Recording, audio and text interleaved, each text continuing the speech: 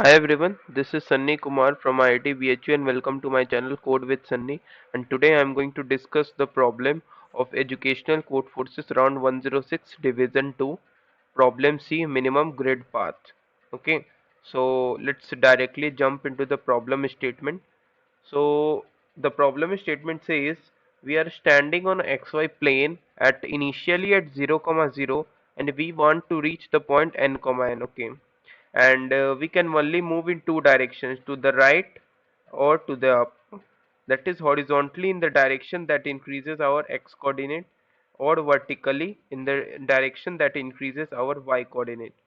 Okay, also our path will have the following structure. We have to choose to go to the right or up initially, that is at 0, 0. Either we are going to decide whether we are going to start with the move with up or move with right. Okay, now for let's say we have chosen some of the moves, that is move with up or move with right, then we are going to choose some positive integer distance in the chosen direction, and after that we are going to move into that direction and repeat the process. That is, first we move to up, then again our next move, if we change the direction, that would be right, and again after moving to certain distance, if we are going to change some direction, then we are going to move to up and again right, and this is the sequence of the process that we are going to follow to reach to the cell n, n. Okay, so we don't like to change our direction too much, so you will take no more than n minus 1 direction changes. Okay, so basically to reach n comma n, starting with the minimum direction changes, you can see I can reach the n comma n in minimum direction change, that is 1, that is go to 0 comma 0 to either 0 comma n and then go to n comma n, or you can go from 0 comma 0 to n comma 0 and then go to n comma n, that is it takes one direction changes. Similarly I can change at most n minus 1 direction changes. Okay, so our path will be polygonal chain and consisting of at most n line segments. Okay, so basically if I'm going to change my direction n minus 1 times, let's say a random value that is going to lie between 1 to n minus 1, let's say k. So if I'm going to change my direction k times, then our line segments length would be k plus 1. Okay, that is at most k plus 1 line segments if I'm going to change my direction k times. Okay, so where each segment has a positive integer length and vertical and horizontal segments alternate. This is the main point of the question. Okay, so this says that if we are going to move to the right, then go to the left. Oh, sorry. Okay, if you are moving to the right, then go to the up, then right, then go to the up. That is, the segments are going to alternate. That is, we cannot move like move to the right, then again to the right, then again to the right. This is not possible. That is, if you are moving to the right, then go to the left in next direction change, then go to the right in next direction change. Similarly, like that. Okay. Now, not all the paths are equal. You have n integers c1, c2, cn, where ci is the cost of ith segment. Okay, so basically it says if I have moved to the right initially, that is it makes my first segment and it has a value associated with that, that is ci, that is c1. Suppose then I am going to change my direction to up, then my new line segment would be c2, that is the length of the path length I am going to traverse in up direction, that should be c2. If again I am going to change my direction, that should be the length of the line segment would be c3. Okay, like that. And using these cost, we can define the cost of a path as the sum of lengths of this segment of this path multiplied by their cost. Okay, that is ci into length, summation ci into length for all the k segments. Okay, then the cost of path is equal to this. Find the path of minimum cost and print its cost. Okay, so we have to minimize the cost, and we can do at most n minus 1 direction changes, that is we have at most n line segments. Okay, so basically ci varies from 1 to, okay, so length of c array would vary from 1 to n and ci varies up to 10 power 9. Okay, and test case up to 1000, n goes up to 10 power 5. Print the minimum possible cost of the path. Okay, so how we are going to do this problem and what should be the approach, and let's understand this with the help of the example. So let's move further. Okay, so basically I have made a grid over here, you can see, and this is my source and this is my target. I need to reach over there. Now you can see. Okay, so let me erase this stuff because I don't think this is needed over here now. I will explain it later. Okay, so let me erase it now. Okay, so this is done.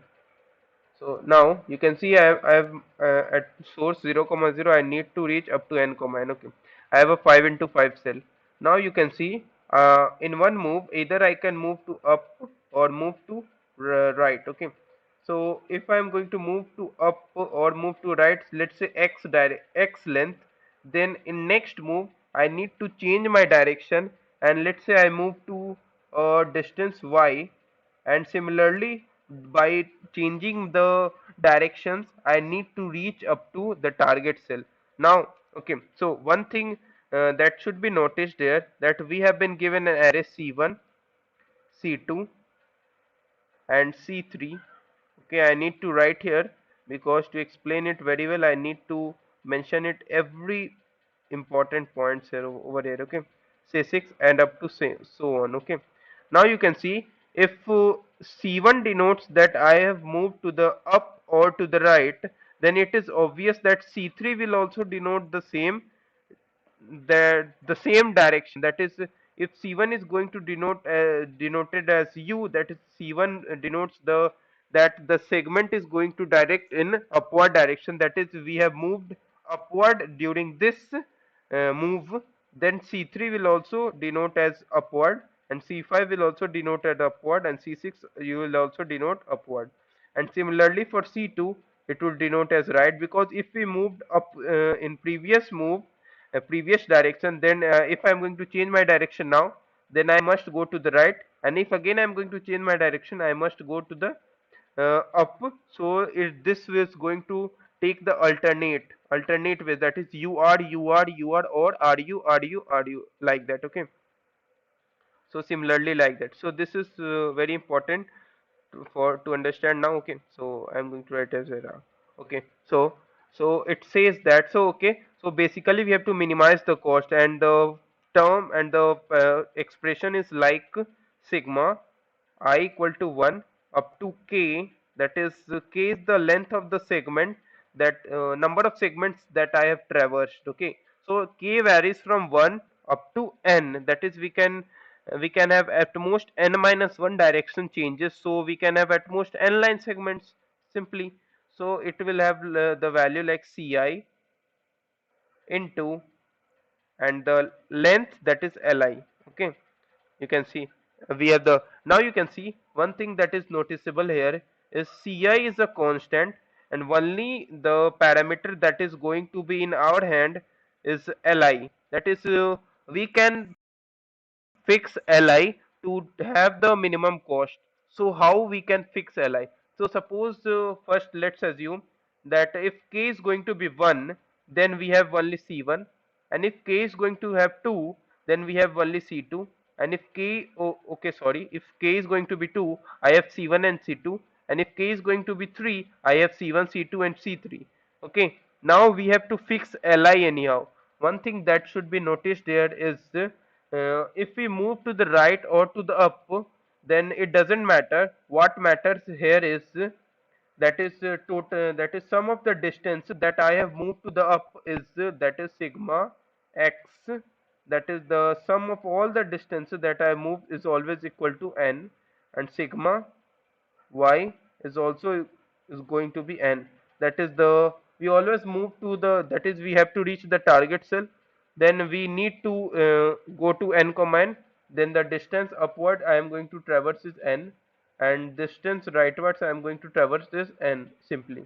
Okay, now okay, so if we have a certain k, then I we have the basically the two different things I need to know, that is for the parity equal to odd and parity equal to even.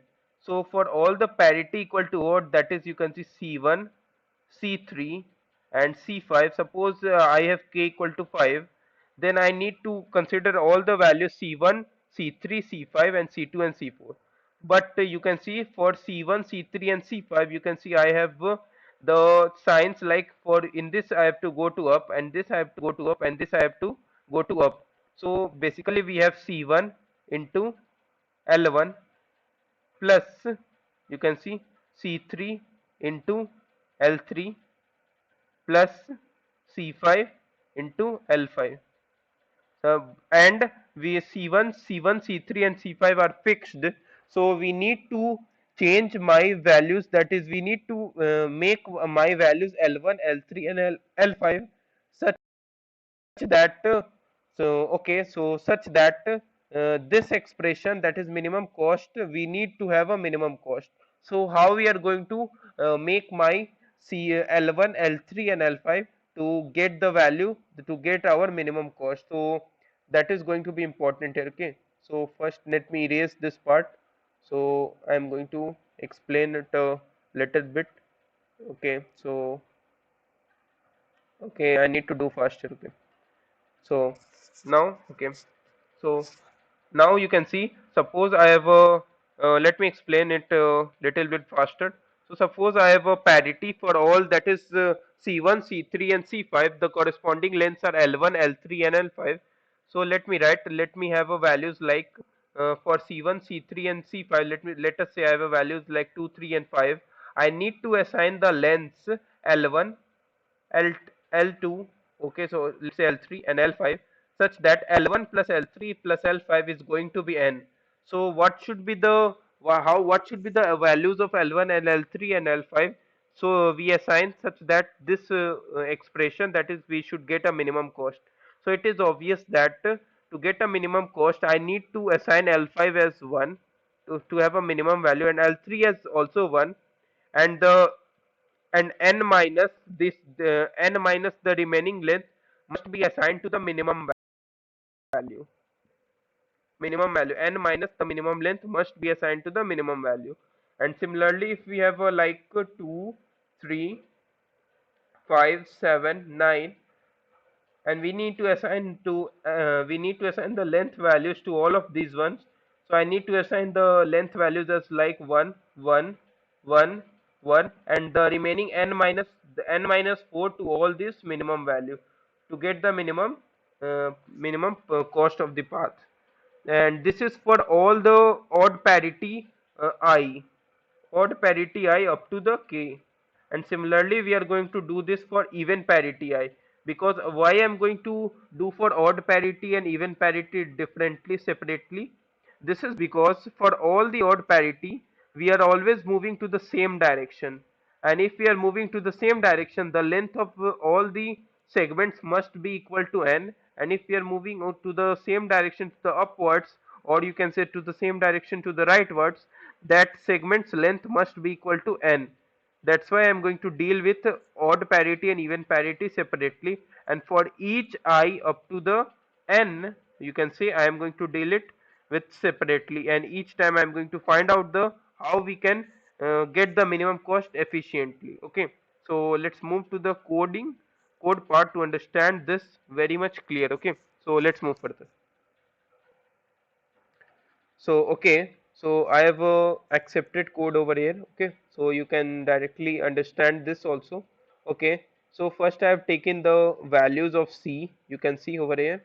Okay, now I have taken the two variables, even sum and odd sum, so that we can calculate the minimum cost efficiently. Note that we need to provide the length, we need to give the minimum, that is if we have a minimum over all the odd parity values of C, let's say we have a minimum, let's say x, then we need to assign the lengths, that is n minus the remaining length, that is for all the values of C except the minimum, I need to assign the length as 1, and for the minimum I need to assign the remaining leftover length values to the minimum. Okay, so that's why I need to know the sum so that I can calculate the efficiently. Okay, so I need to know the minimum over all the parity elements, so that I have taken even minimum and odd minimum.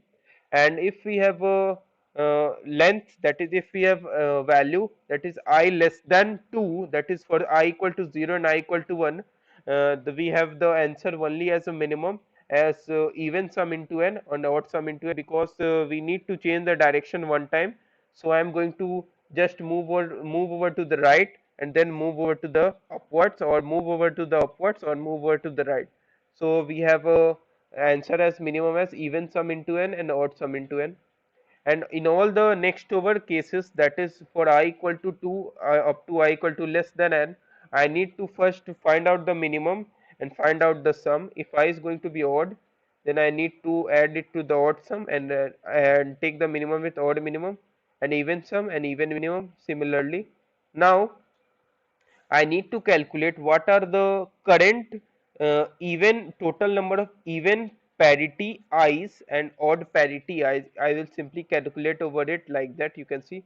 And what should be the minimum path for all the odd parity i's, that is you must know that for all the odd parity i's, sum of all the lengths must be equal to n. That's why I'm going to calculate odd parity i's and even parity i's separately, because they are always moving in the same direction, and if they are moving in the same direction, the length must equate to equal to n. Okay, so I need to add to the odd sum, just give all ones, that is similarly you can see 2 3 5 7 9, I am giving everyone to the similar one length values, and if all is given to 1, and if some length remains, I need to give it to the minimum, that is 2 over here, similarly this 2 over here. Okay, so this the main logic.